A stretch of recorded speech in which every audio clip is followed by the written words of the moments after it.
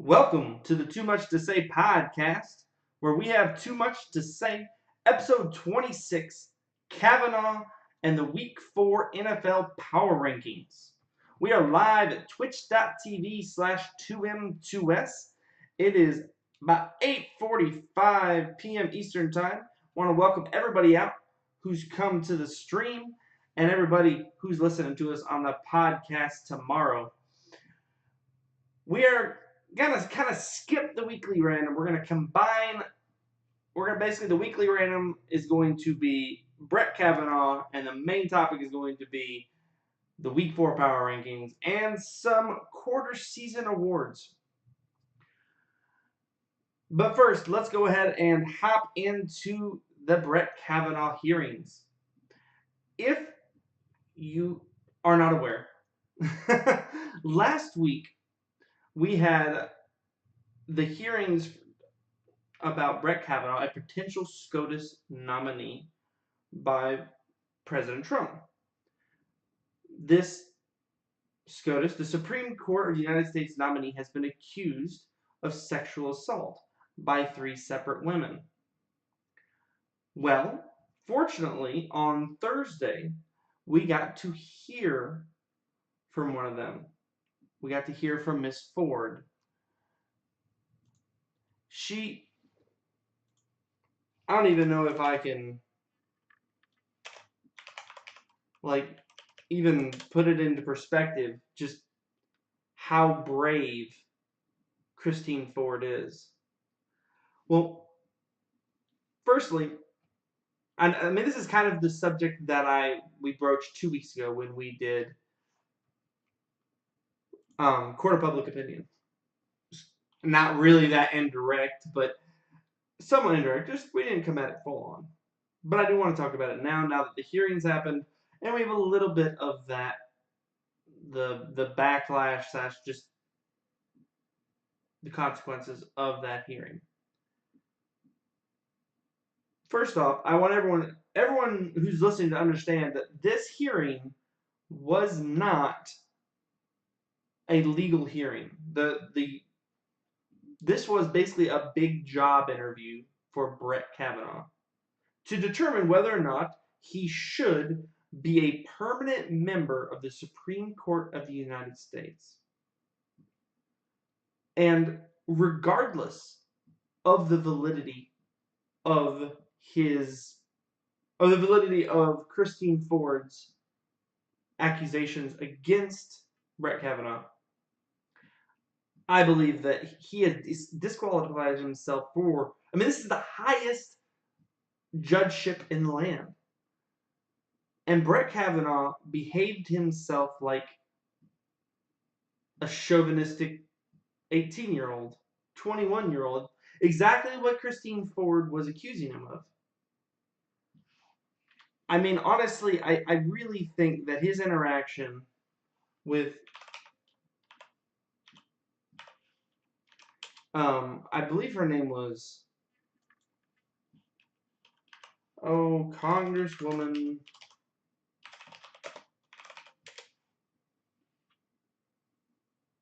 what was her name? She was interviewing him.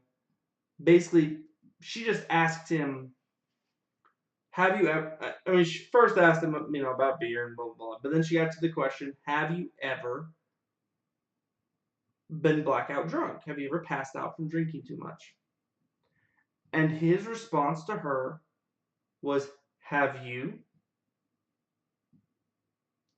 And this has nothing to do with the just amount of rage and just anger that he displayed the entire time.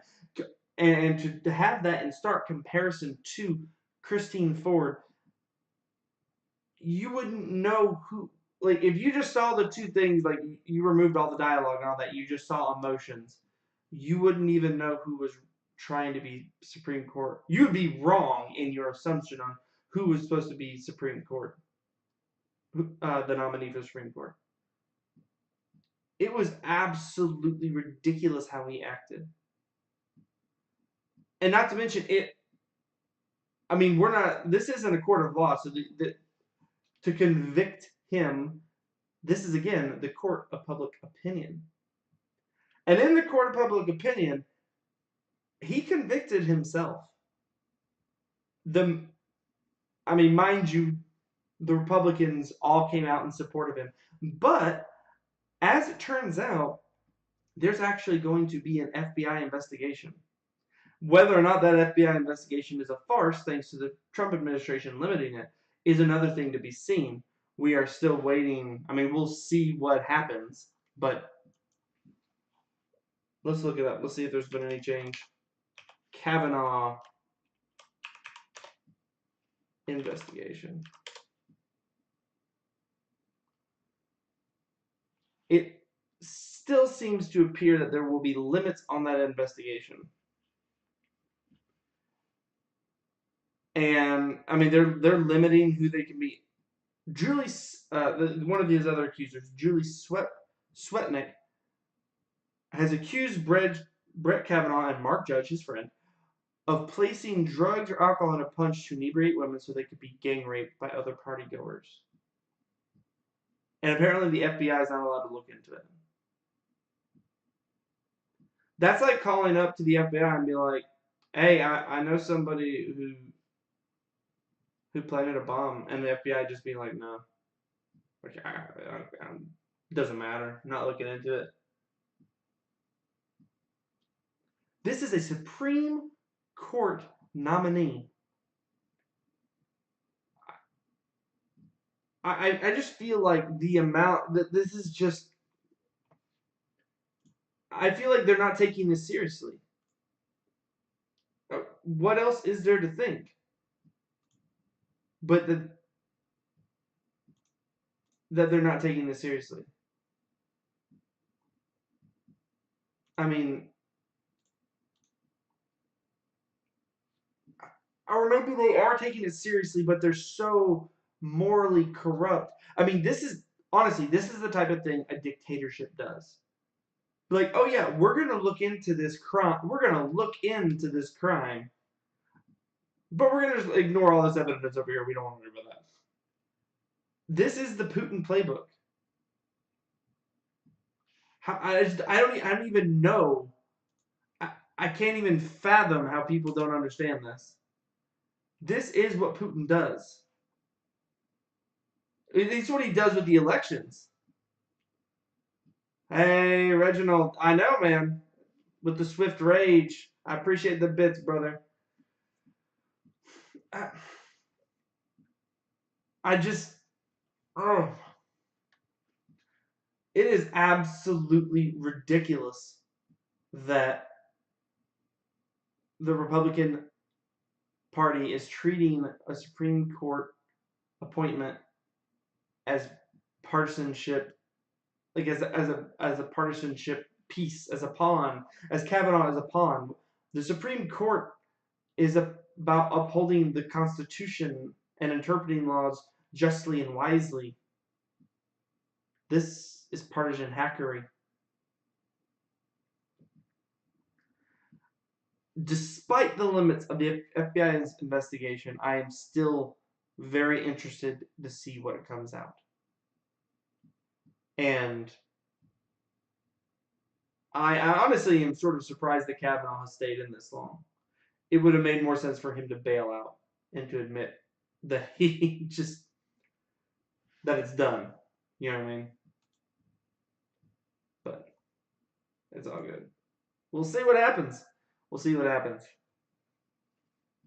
But anyway, let's move on to a much happier topic. That is the end of the weekly random. We're gonna hop into the Reddit shower thought of the week. Where's my little thing? One of these days, I'm honestly going to figure out the best order for this stuff.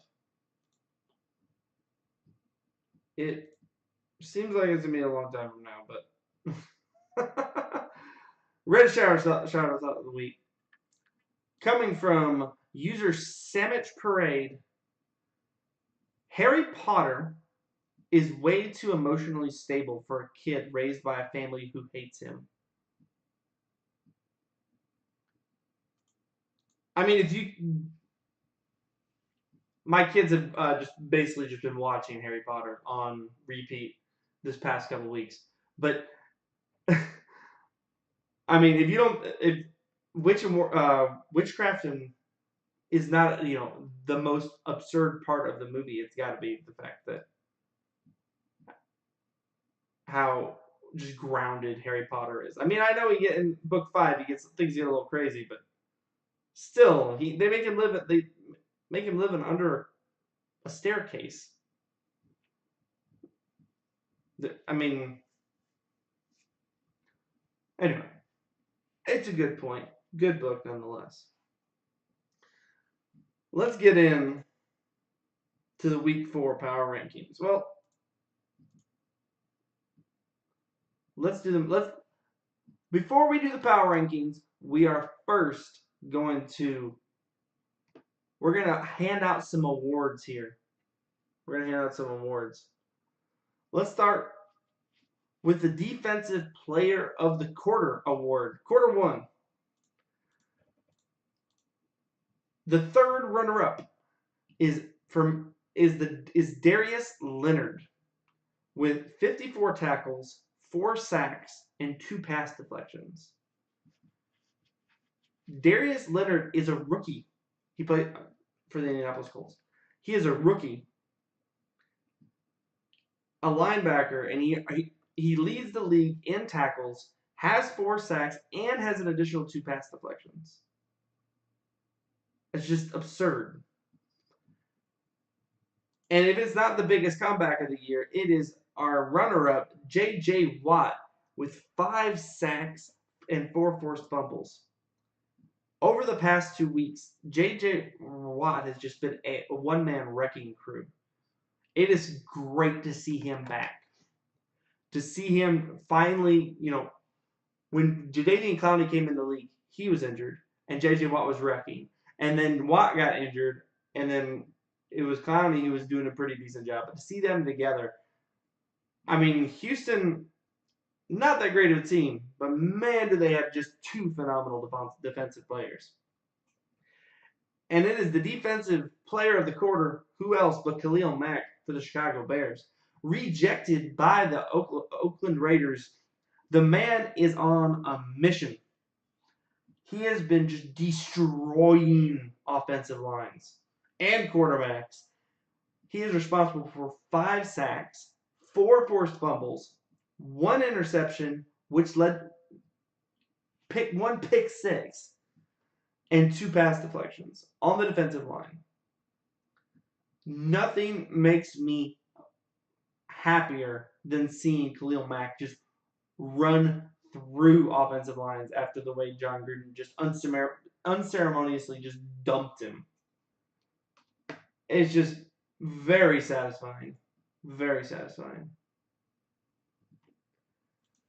All right. For our Offensive Player of the Year, or of the quarter, excuse me, our third runner-up,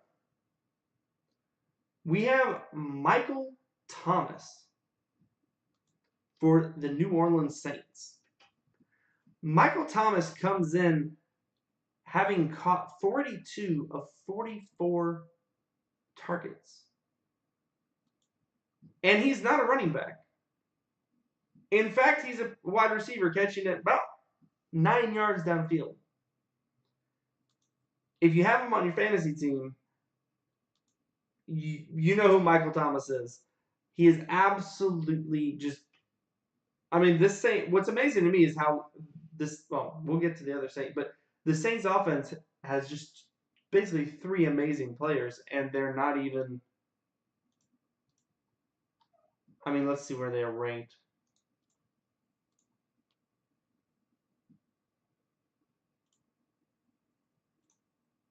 They're the 3rd best offense. They have 3 of the best offensive players in the league, and they're the 3rd best offense. Not that that's like bad for them. It's just amazing that we have 2 other offenses that are outscoring them. Number 1 offense is Kansas City Chiefs. Number 2 is the Rams. 145 points for the Kansas City Chiefs, 140 points for the Rams, and 137 points for the Saints.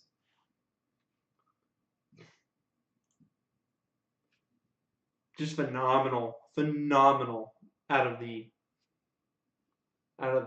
Michael Thomas. Our runner-up for offensive player of the quarter is Todd Gurley. Todd Gurley is the best running back in the league. Pure running back in the league. Now Zeke put on quite a show yesterday, but from a week in week out perspective, Gurley has just been dominating for the Los Angeles Rams. Coming out of Georgia, our man,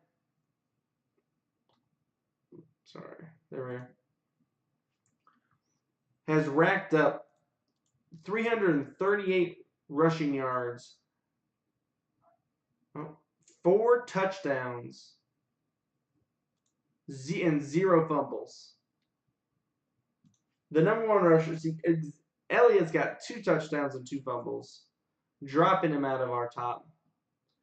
And in addition to his 338 yards rushing, he has an additional 194 yards receiving and 2 more touchdowns. So he has a total of 6 touchdowns.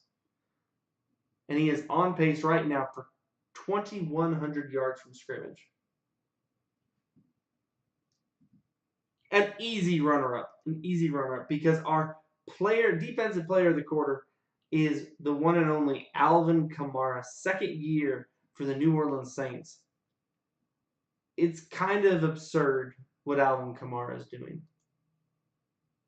It's not even...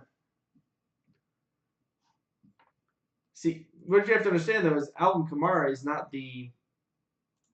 I believe, let's see, he's the number 8 rusher and the number 15th receiver in the league by yards. But to combine that together, he has a total of 611 yards from scrimmage. He's on pace for 2,444 yards. Now, I get it. Mark Ingram's coming back, but this is an offensive player of the quarter, and quarterbacks are definitely excluded because we're going to do quarterback of the quarter as well because quarterbacks shouldn't be quarterbacks, honestly, the way they dominate the league, they need their own award. And not just the MVP. I think you'll see how I feel about the MVP. All right. Next up is quarterback of the quarter. Our third runner-up is from Todd Gurley's team, and that is the one and only Jared Goff. He is currently leading the league in passer rating. With 127.3. He has a total of 11 touchdowns, 2 interceptions, and he has passed for 1,406 yards, best for second best, and he's averaging 10.49 yards per attempt.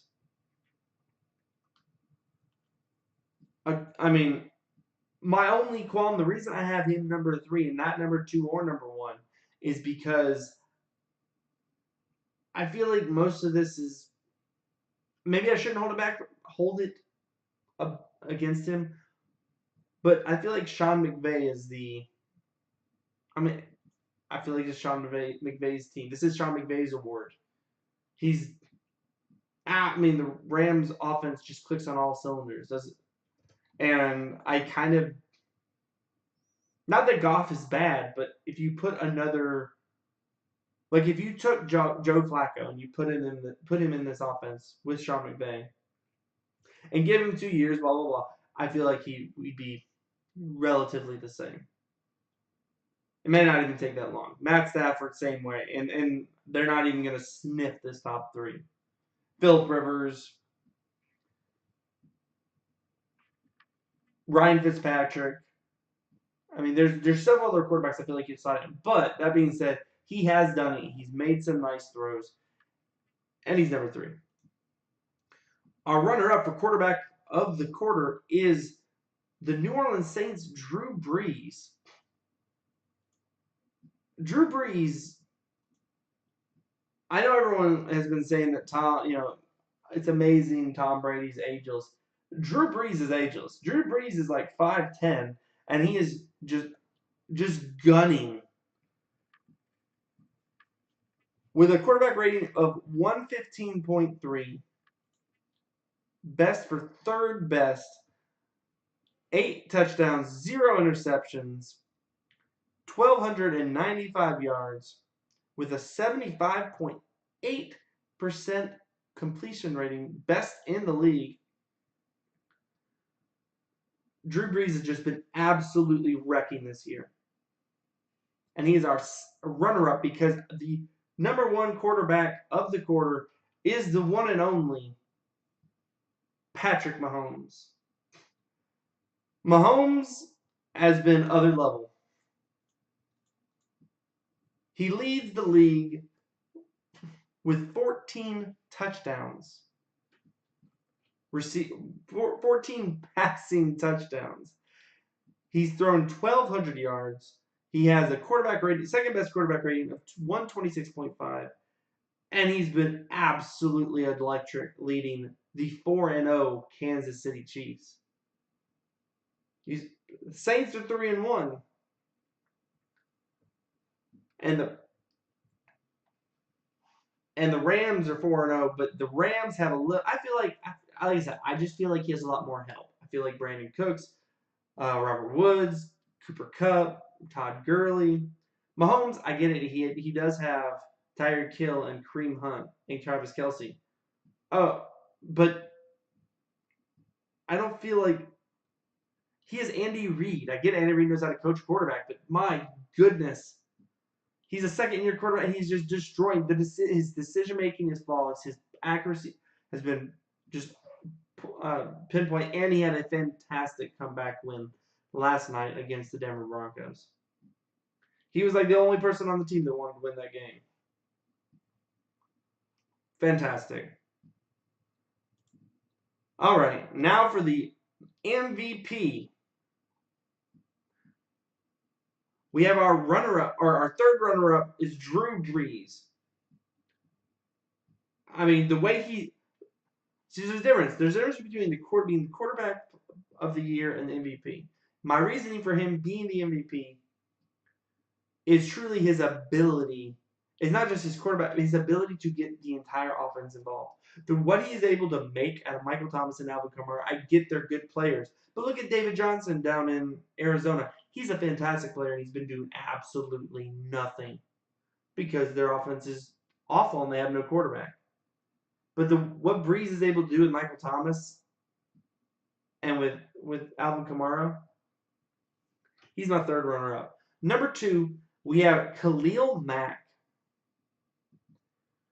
Khalil Mack, I really wanted to put him first. There hasn't been an MVP. I guess this is only of the quarter. There hasn't been an MVP, a defensive MVP, since 1986, was Lawrence Taylor. And Khalil Mack has just been an absolute beast. He has been everywhere. He is the reason the Chicago Bears are 3-1. A surprising 3-1. That trade by Oakland may go down as one of the worst of all time. And if Mack can get the MVP, it might just get crowned that. All right, number 1, the one and only Patrick Mahomes. It's obscene to watch a second-year quarterback just dominate the league like he has. 14 touchdowns. And I mean, I had Khalil Mack number 1 until Patrick Mahomes played last night. Watching him, just that left-handed throw, watching him lead his team back down the field, like to go grab that. It was Patrick Mahomes, leading MVP candidate right now, the MVP of the first quarter of the league, Patrick Mahomes. All right. Let's do. Oh, I should probably do my. Well, Let's throw up some rankings. Let's do some week 3 rankings. Woo. If you're watching on the stream, you probably just saw them all because I forgot about my black rectangles. All right. There's not much to say for our number 32 team. They have shown zero life, and they are the only winless team of the year, and that is the Arizona Cardinals. This week, they went up against the Seattle Seahawks and lost 2017. They are putrid. There's really not much to say. Next week, they get to play San Francisco, and we're going to get to see one of the absolute worst games of the year. San Francisco without Jimmy Garoppolo is horrible. All right, number 31. Last week, they were... Last week, we had them ranked up at number 28. After losing to Dallas, they dropped 3 slots, and that is the Detroit Tigers.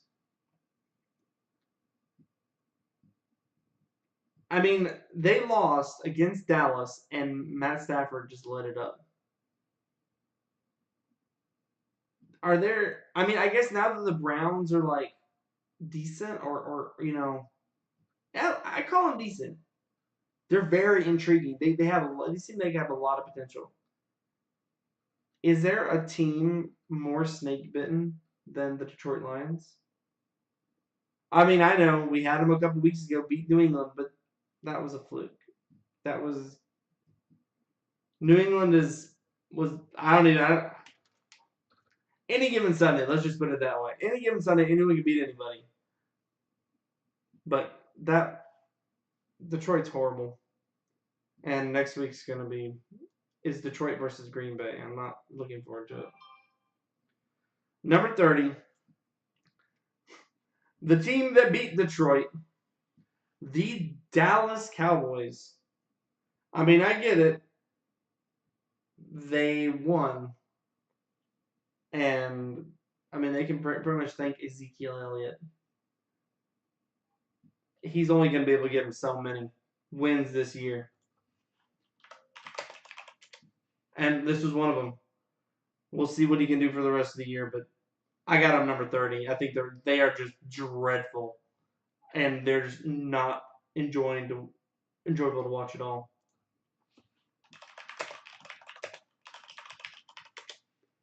Welcome, Bulldogs. Welcome to this. All right, number 29, and I think I moved them up a little bit too much last week. I mean, they did just thump Minnesota, but that kind of falls under the any given Sunday. Is the Buffalo Bills. I mean, getting shut out in this day and age of football has got to be just absolutely the most pathetic thing that can happen. And that was by the Green Bay Packers, who the week before got blown out by the Washington Redskins, who are not anything impressive. This is I mean, these bottom, let's see what this bottom group we're gonna call the unwatchables. We're not done yet. We're not done with the unwatchables because we have number 28, and that is the San Francisco 49ers. Like I said, without Garoppolo, this team is a joke. And it's not even, you can't even watch them. They're just pathetic, and we're going to get to see San Francisco, number 28 versus number 32 this upcoming week. And it's going to be miserable. Number 27, the New York Football Giants. Now, they won last week. They beat Houston. And they have two of the most exciting players in the entire league in Saquon Barkley and Odell Beckham. But it is just sad. I mean, I'll say this: they have an okay defense, but Eli Manning needs to retire like yesterday. The only reason they fall out of the unwatchables is because you get to see Saquon.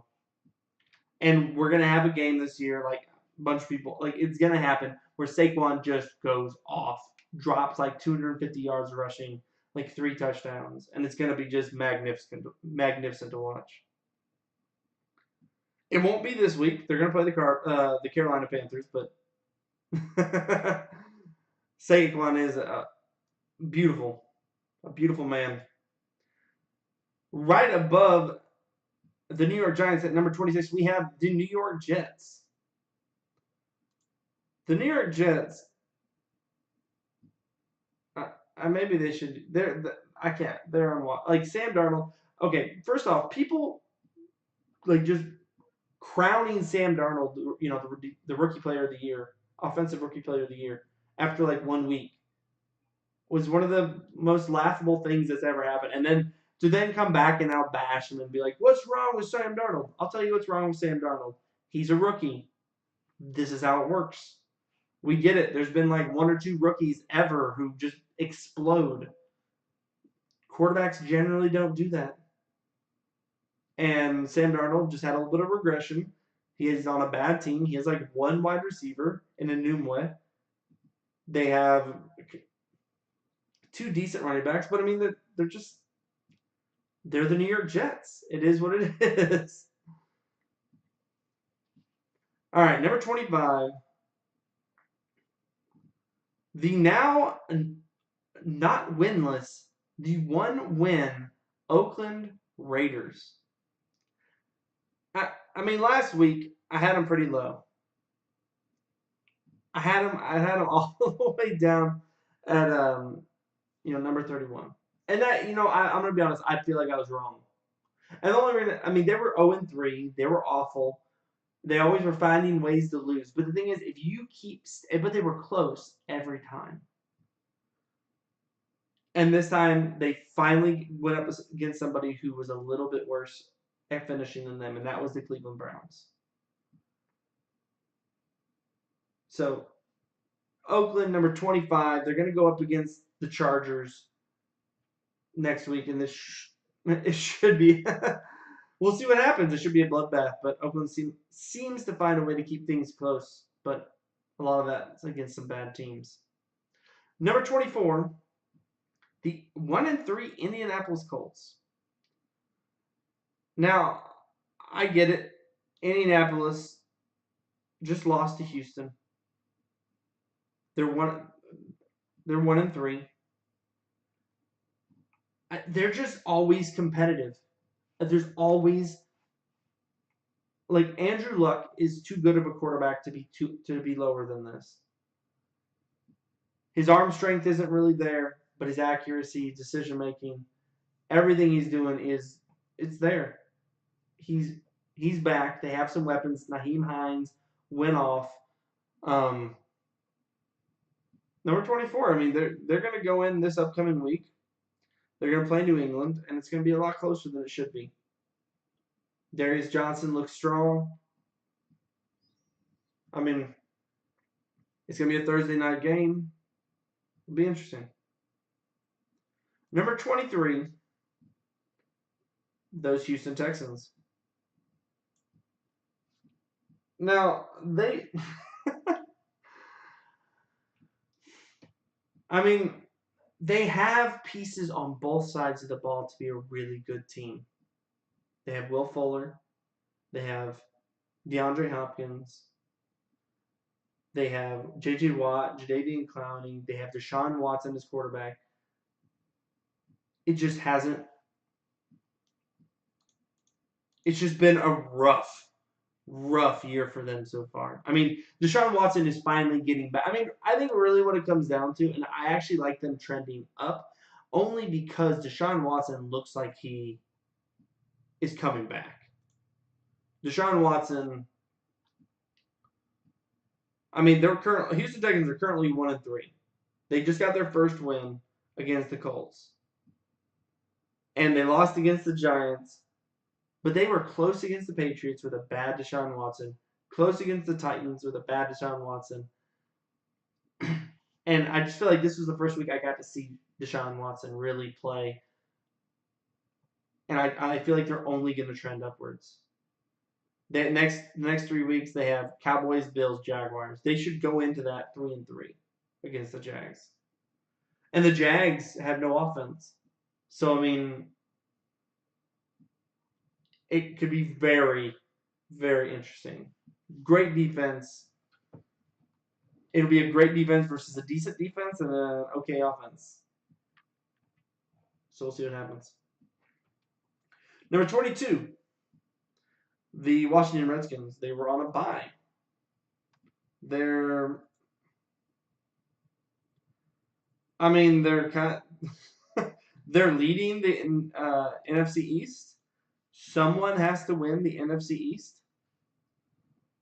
They have wins against the Cardinals and wins against the Packers.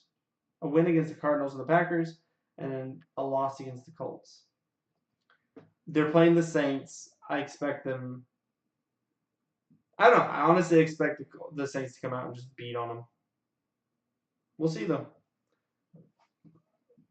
I mean, I feel like when you only have 3 weeks, it's hard to get really good gauge, and the games have not been that watchable. The Packers are just a moribund team. They're only ranked where they're ranked because of Aaron Rodgers. I don't know. We'll see. We'll learn a lot. We're going to learn a lot about Washington this upcoming week. And we'll be able to get a better feel on where they should be ranked, which makes that actually somewhat interesting. Number 21. Oh, this makes me happy. The Philadelphia Eagles. They are now 2-2. They won. They beat the Falcons, lost to the Bucks, beat the Colts, lost to the Titans. They could very easily be 0-4 right now. The Falcons, that was the worst game the Falcons have played the entire season. And the Colts got very close to beating them. This could be an 0-4 Philadelphia team. And there's nothing about them that I am enjoying watching. Carson Wentz is back. I get it. With him back, things are gonna get better. But through the first 4 weeks, number 21 is about right. Maybe low. Maybe no, 21's right. A lot of people have them like number 6, number 7. They're in no way the 6th best, even the top 10 of the league right now. That might be projection of where they're going, but that's not like accurate power rankings. They need to show me something. They get to play the Vikings this week, whose defense is kind of struggling, but it's still that this is a better opponent. And they just lost to the Titans. I mean, they could easily be 2-3 next week. Number 20, the Seahawks. I just want to find out, this is how poorly I feel. This is how bad I feel about the Eagles. I think the Seahawks are awful. But I have them above the Philadelphia Eagles. The Seahawks lost to the Broncos, lost to the Bears, and then beat the Cowboys Cardinals. They're about to go to the Rams, or the Rams are about to come to Seattle and just beat the brakes off of them. This team has just no talent. And watching Earl Thomas go down after asking to be traded, asking for an extension, honestly, it's one of the things that just is absolutely infuriating about football. I honestly am. There's just no reason for that.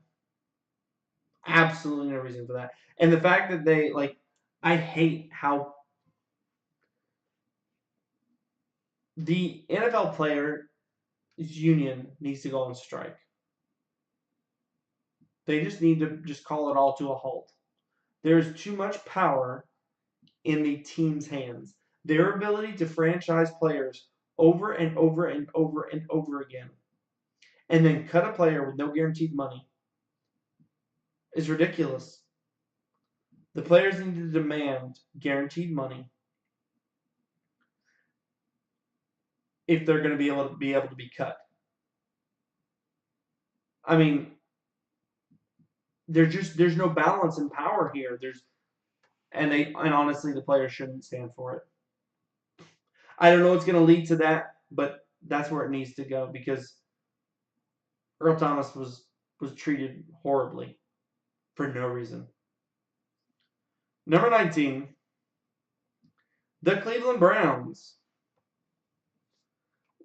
We had them drop a little bit, losing to Oakland, but not all the way down.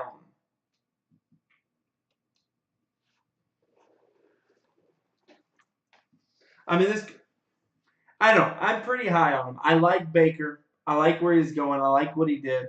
They lost to Oakland in overtime. Couldn't close it out, but they're going the right direction. This is not the Cleveland Browns of the last 2 years. This is what happens when you have a real quarterback, even if he is an inexperienced rook. And next week we're going to get to see Cleveland go up against Baltimore. We're going to learn. I feel like I'm going to learn a lot about both teams here. Baltimore has been just it's just been an enigma. They went in, they opened the season just blowing out the Buffalo Bills, looking like one of the best teams in the league. And then the very next week, they lose to the Bengals. But then they beat the Broncos of the Pittsburgh. I honestly think Baltimore is fantastic. So we'll see what they can do against a pretty dang good defense. Myles Garrett, I almost had him in my defense, in the top 3 defensive players of the quarter, just for what he's doing with their defense. Number 18, the San Diego, the Los Angeles Chargers. The fact that they're the Los Angeles Chargers is a travesty. The fact that Los Angeles went from having 0 teams to 2 teams is ridiculous and unacceptable. It is what it is. I have the Chargers this low because honestly they beat no one. And maybe they deserve to be lower. I feel like they play to the level of their competition. They lost to the Chiefs opening week 38-28. Next week they beat the Bills 31-20. Next week they lose 35-23 to the Rams. And then this week they beat the 49ers by 2 points. The 49ers are a train wreck. But the Los Angeles Chargers can't put people away. They let them hang around and then barely beat them. It's quite frankly pretty scary.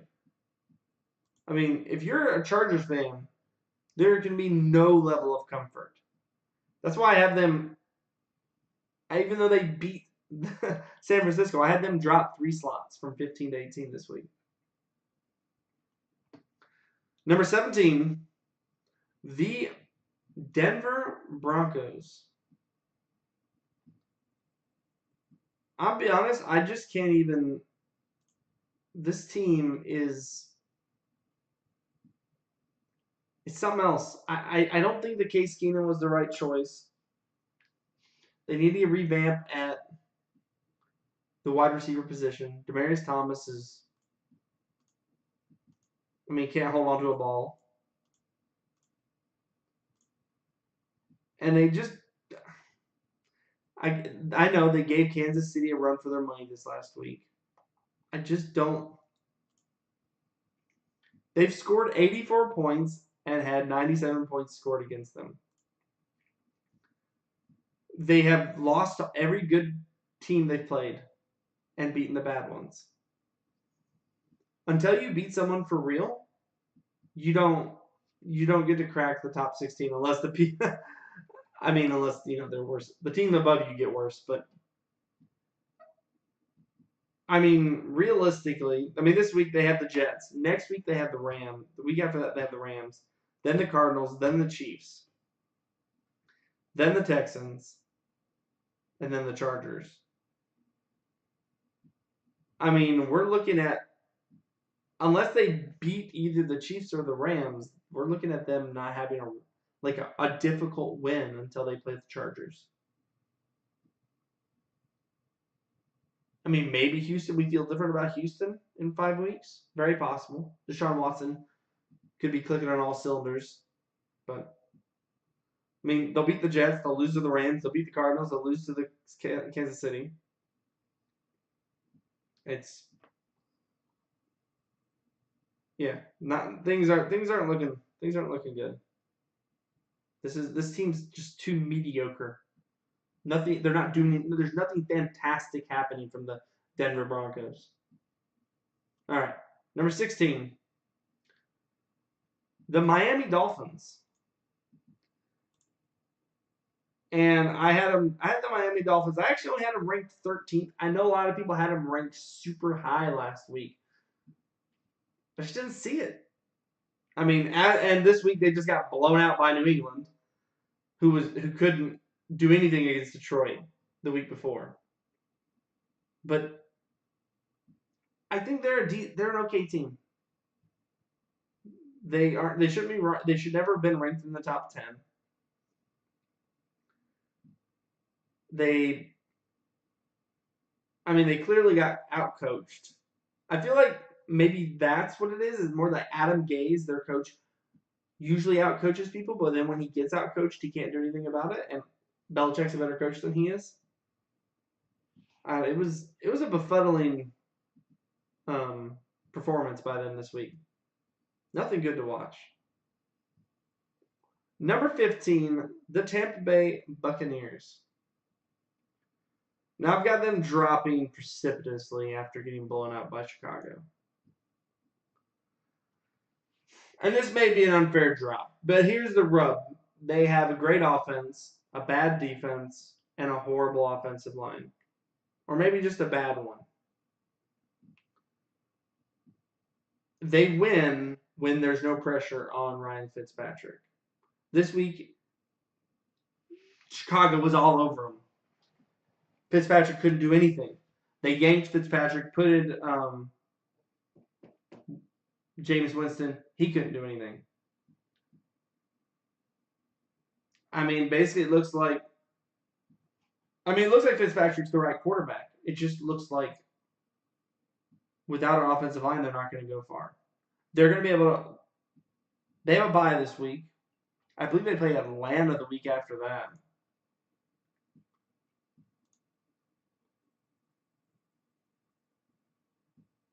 How is this? There we go. Yeah, they play Atlanta on the 14th. And I mean, that game is going to be a shootout. Fitzpatrick, they should start Fitzpatrick. He will light Atlanta up. Their defense is horrible. And we're going to watch them do that like week in, week out. They're going to light Atlanta up. Atlanta's going to light them up. It's going to, they're going to be 60 plus points. Maybe more. And then they're going to go to the Browns. The Browns have a decent defense, so now they're going to put some pressure on him. They're going to slow him down. The week after that, they get the Bengals. They're going to put, they're going to light it up again. Bengals don't play defense. Then they're going to play the Panthers, and then there's going to be defense. I mean, there's a reason offensive linemen are one of the highest paid positions in the league. It's because without an offensive line, you have no running back, and your quarterback can't do anything. I mean, I still think that Kurt Warner is the greatest example of this. The fact that when he played for the St. Louis Rams and just absolutely destroyed everyone, the greatest show on turf. And then the next week, and then like 2 years later, their offensive line crumbles. He's getting pressured all the time. He hears footsteps, can't play, gets hurt, gets injured, then goes, a couple years later, gets bounced out of St. Louis, goes down to Arizona. They have a line. He takes them to the Super Bowl. They don't have a line. Fitzpatrick was running for his life against Chicago. Couldn't play. Fitzpatrick's a good quarterback. He's not a great quarterback. He's not, there's just different types of quarterbacks. There's quarterbacks that who play well, regardless of the offensive line. There's quarterbacks who play well with a good offensive line. There's quarterbacks who play mediocre with a good offensive line. There's quarterbacks who play mediocre without an offensive line. There's quarterbacks who are horrible without an offensive line. I mean, there's quarterbacks who are awful with a good offensive line. There's a spectrum. Fitzpatrick is a good quarterback, or even sometimes a great quarterback with a good offensive line, or just no pressure, I guess. That's not what happened against Chicago because Khalil Mack is an animal, and they got destroyed. I just hope that he gets to play against the Falcons because not as an Atlanta fan, just I liked watching him after he paid his dues. I liked watching him light up the league. So we'll see what happens. All right, number 14, the Pittsburgh Steelers. This team it's a weird team. It's a weird team. They definitely miss Le'Veon Bell, who just announced he's going to come back week 7 or week 8. They're 1-2-1. They beat the Buccaneers, lost to the Chiefs, tied the Browns, and lost to the Ravens. They get to play the Falcons. I mean,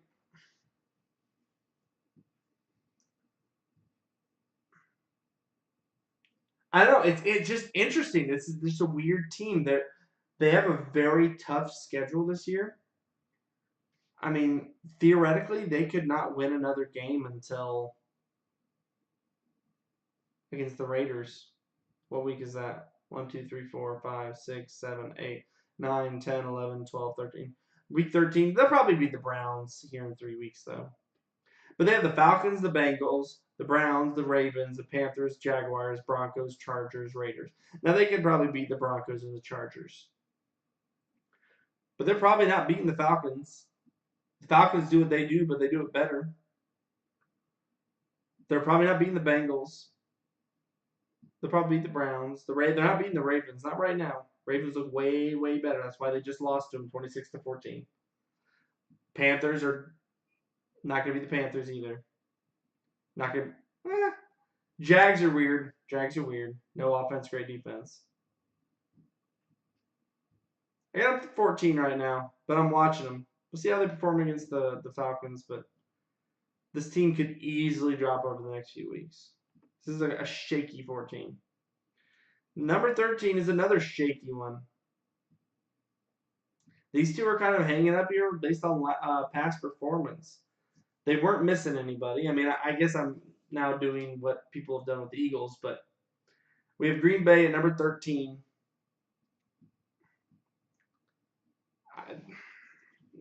They shut out the Buffalo Bills. This is one of the least I hate watching the Packers play right now. It is just misery. Watching them play the Redskins was pathetic. They looked absolutely lost on every side of the ball. And then the Bills, they just squeaked. I mean, they beat them 22-0, but it was a sad 22-0. Like if they had been playing, like if they'd actually been a good team, they would have just blown them out. Fortunately, they're in the NFC East or NFC North, and they get to play the Lions, then the 49ers. They get to play the Lions, the 49ers, the Seahawks, the Cardinals, the Jets, and the Lions. That's 6 games they get to play. Realistically, they win all that. They're an 8-8 team. They just squeeze out a win somewhere else, and they're 9-7. I mean, this is probably a playoff team based on their schedule. They'll be 9-7, 10-6, or 10-6, despite looking just awful. Number 12, the Atlanta Falcons. Now I'm sure people are, a lot more down on the Falcons than I am. They're 1-3. But honestly, they could easily be 4-0 right now. They've lost heartbreakers to the Saints. They didn't deserve that one. They lost to the Saints in overtime by 6. They lost to the Bengals by 1. And then they played their worst game I've ever seen them play against the Eagles, which was an absolute just shit show by both teams. The next 2 weeks, they get to play no defense. They get to play Steelers and they get to play the Bucks. We're going to see them just light it up and look a lot more like the Falcons. They're going to come out of that probably 3-3. And then they're going to play the Giants. They'll beat the Giants. Steelers, Bucks, Giants. That's 3 wins, most likely, obviously. Redskins, they can probably win that game. Browns, they can probably win that game. Cowboys, I mean, they could. They are in a position to run off 6 games right here. Will they do it? Don't know. Defense is absolutely putrid, but the schedule has aligned for this to happen. And then they get to play Saints again and have their hopes crushed. All right, number 11, the Tennessee Titans. Now I had moved the Titans up quite a bit this week, and that's just kind of me admitting that I had them far too low. And the same thing is going to happen with Chicago and Baltimore. They're 3-1. They're winning games. Their defense looks just strong, and their offense is just competent enough. I know they're winning games by just enough, but it just feels like something that's repeatable. It doesn't feel like it doesn't feel like happenstance or luck or chance. They're winning tight ones. They get to play the Bills this week. But I mean, they lost to the Dolphins week 1. They beat the Texans, Jaguars, and Eagles. That's a nice slate of games to get wins on. I mean, the Eagles, I know I have them at 21, but they are trending upwards thanks to having Carson Wentz back. The Jags are still the Jags. Their defense is still ridiculous, and they still got that win. Texans wasn't that great of a win. But I mean, as overall competition, it's a decent. Those are some decent wins. I'll be interested to see what happens when they play the Ravens. Kind of a more balanced team, someone who has offense and defense. This week they get to play the Bills, and it's probably going to be a bloodbath. It'll depend on their offense, but I mean, we'll probably see the Bills just get shut down, and then they'll probably put up 21. No, that's a Tennessee bloodbath. All right, number 10. The previously maligned Chicago Bears. Like I said, I have them moving up because I overreacted. Because I actually had them. I was high on the Bills prior to their. I guess I felt like they hadn't beaten anybody. They lost to the Packers by 1 week 1. Then they beat Seahawks and Cardinals. Not that great of wins. And they struggled against the Cardinals, and you just hate to see that. But then they come out and they just blow the doors off the Buccaneers. That defense is amazing. Khalil Mack is a beast. The next few weeks are going to be rough. They have Dolphins, Patriots, Jets, Bills. Now that's 2 weeks hard, 2 weeks easy, but it'll be good to see what happens. It'll be good to see him against some more battles, some better competition. Week 1's kind of a mulligan, which is just a shame, but that's a whole another issue with the NFL. The fact that weeks 1 through 3 are almost just preseason games when we actually get to see their players, the real players, play. Anyway, number 9, the Carolina Panthers. I mean, honestly, they moved up without even playing. This past week, they had a bye. I had to move up 2 slots from 11 to 9. Their win over Cincinnati is just impressive. They look strong. They're balanced. They have an offense and a defense. Not very many teams, even teams above them, can't say that. If they can get Cam Newton to play like he did against Cincinnati, this team is a real threat. Number 8, the Baltimore Ravens. Now, had they move up 6 slots, I just love what I saw against Denver and then against Pittsburgh. I thought they didn't have it because they beat. I mean, it's just too much judgment was being passed after week 2. They beat the Bills 47-3, then went and just lost to the Bengals. But then they have 2 nice solid wins against Broncos, Steelers, and they have quite a schedule. Quite a schedule. Browns, Titans, Saints, Panthers, Steelers, Bengals. That's the next 6. And the thing is, I actually like their chances. They are going to get 3 to 4 wins over them. They'll beat the Browns. They'll beat the Titans. Probably lose. Saints is going to be a good game. I mean, they probably win 4 out of those. Well, I mean, Bengals. I can't. I mean, Saints, Panthers, Steelers, Bengals. That is 4 games right there. That is. The Baltimore Ravens are a team to watch. Number 7, the Minnesota Vikings. I'm going to be honest, this team baffles me. They're 1-2-1.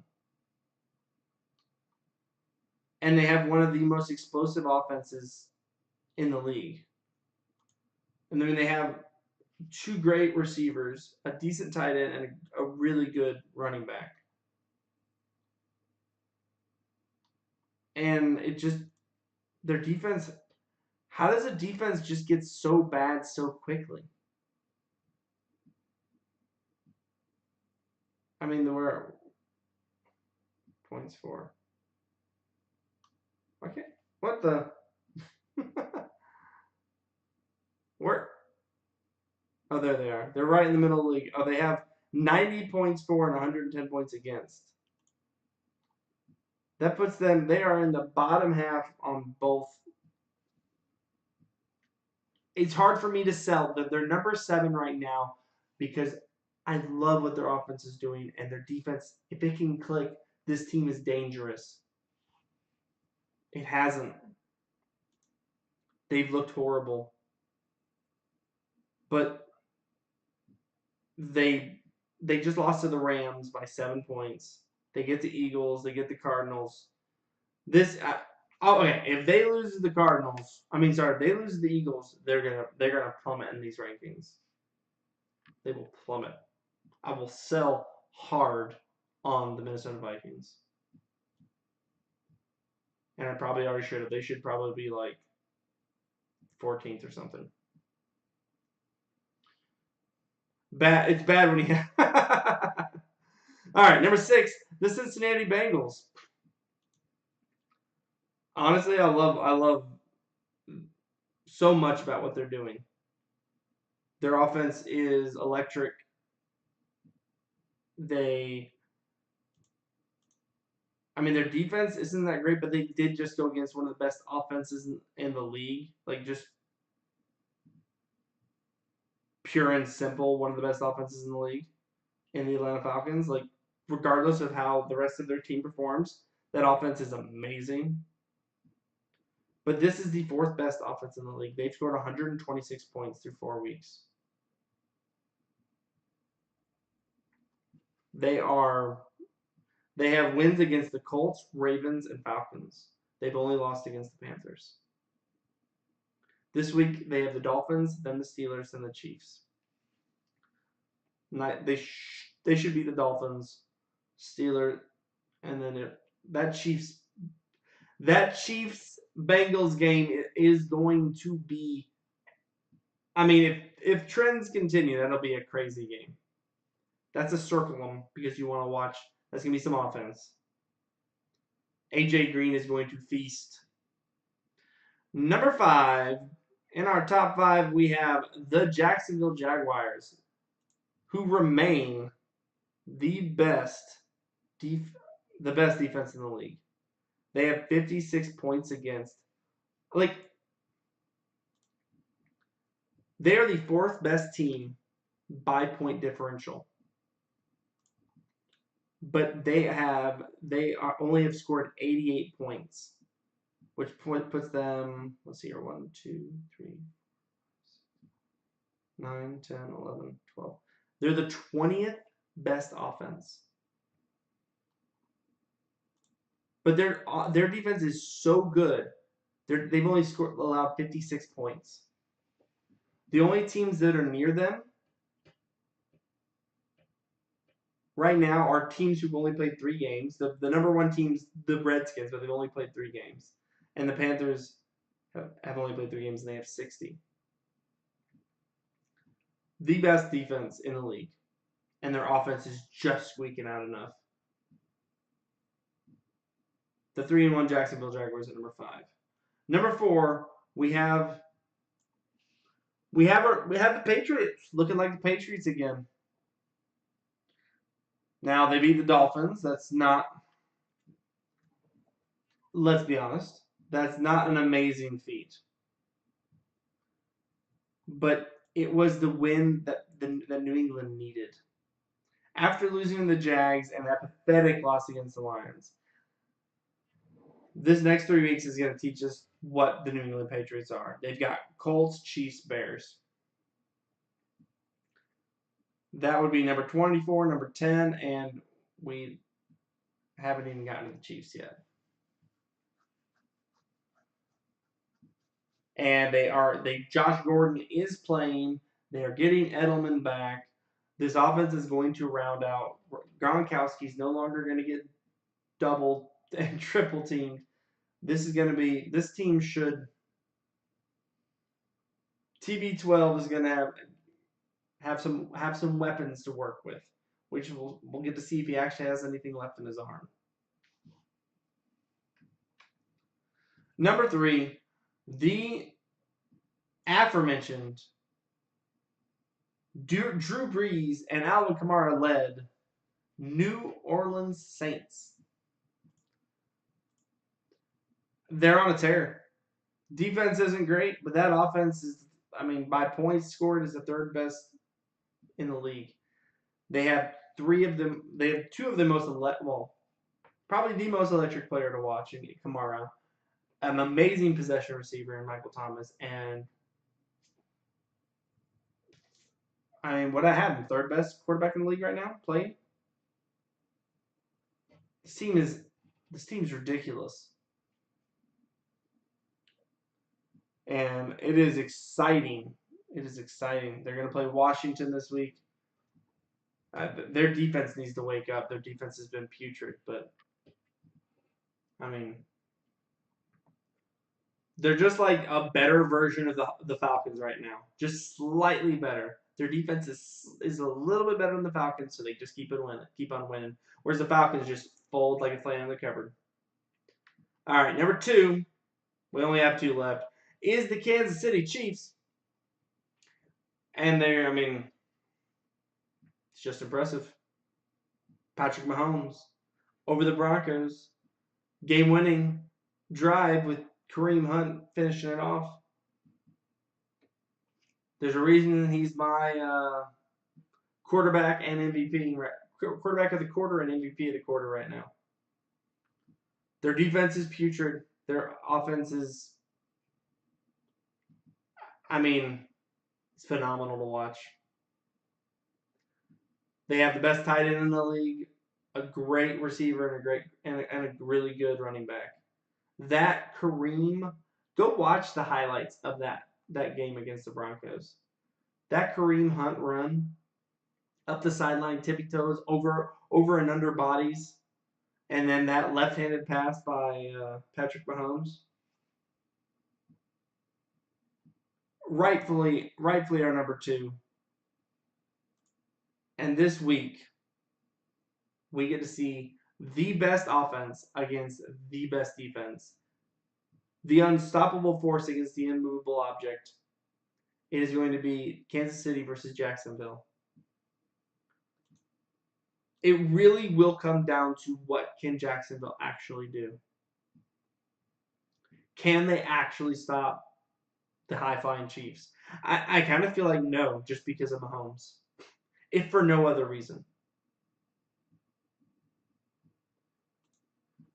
And the number one team in the league by a sizable margin, in my opinion, is the Los Angeles Rams.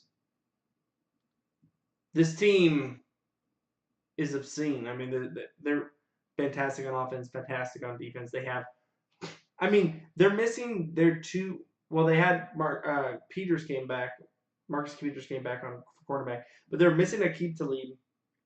But they have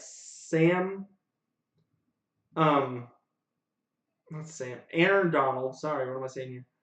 Sam Darnold, Aaron Donald. Anyway, Aaron Donald and Ndamukong Suh on the front line, just causing havoc. They have Marcus Peters in defense, and then Aqib Talib on, injured right now. But then on offense, they have Brandon Cooks, Cooper Kupp, Robert Woods, Todd Gurley, Jared Goff. I mean, this team is. Let's look at that plus minus. They have the best plus minus in the league, plus 73.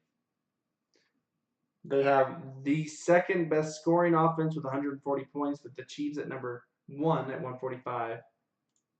And they have the sixth best scoring defense. I mean, and they are amazing to watch. This is the best team in the league. There have been people talking about, starting to talk about the 16-0, whether or not they can go 16-0. But there's just too many good teams on their schedule, I think. Someone will catch them. Obviously, if a team they still have to play the Saints, number 3, Kansas City, number 2, Bears, number 10, and they get the Eagles week 14, which is going to be in their 14th game anyway, probably week 15, but when the Eagles actually come around and are actually a real team. And that's if they bring it. I mean, they still have to play the Packers and the Broncos. They probably have to worry about Packers. They have the Seahawks this week. They're all still going. The only thing that will trip. I mean, they have to play the number 2 and number 3, which either they could lose against KC or the Saints. More likely the Saints, honestly. But then they have to play against they still have to play the Bears. There are teams that can trip them up if they get complacent. I feel like the only 2 teams that have a chance at actually beating them, if they're not complacent, is the Chiefs and the Saints. But they could easily play against the, just lose against the Bears, lose against the Broncos, lose against the Packers. Just get caught looking to the next week or just complacent. All right, well, that is week 4. Number 1, read the top 5. We got number 1 Rams, number 2 Chiefs, number 3 Saints, number 4 Patriots, and number 5 Jaguars. I'm gonna post this on Twitter at RealSamShannon. You can also catch it on Pinterest. But I appreciate you listening wherever you're listening. Please follow, like, subscribe. We get 5. If you like the podcast, give us 5 stars on iTunes. Subscribe on Spotify, or follow on Spotify. I think it's subscribe, yeah. And if you're here with us on Twitch, I appreciate you coming out. Hit that follow button. Subscribe if you have that Twitch Prime sub. I appreciate you listening. And next week we're gonna try to do something not football related. I'm gonna post these. These will be available on Twitter, but I'm not gonna do the breakdown next week.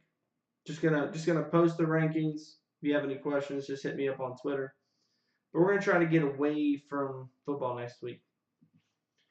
But I appreciate you listening, and